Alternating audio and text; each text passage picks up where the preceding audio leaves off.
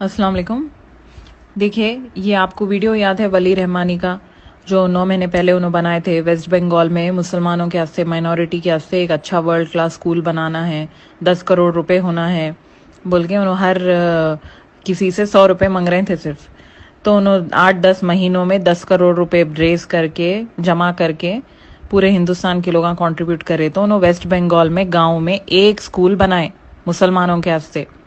Private स्कूलों से अच्छा गेम्स रहना, स्पोर्ट्स रहना, कंप्यूटर के लैब्स रहना, अच्छा टीचिंग रहना, टीचर्स रहना, फैसिलिटीज रहना, बिल्डिंग रहना, रेजिडेंशियल रहना जहाँ पे गरीब बच्चे, यतीम बच्चे रह के पढ़ सकना, उन लोगों को आने जाने की मसला नहीं रहना, किताबें फ्री, पढ़ाई फ्री, यूनिफॉर्म फ्री, आना जाना फ्री, दवाएं फ्री।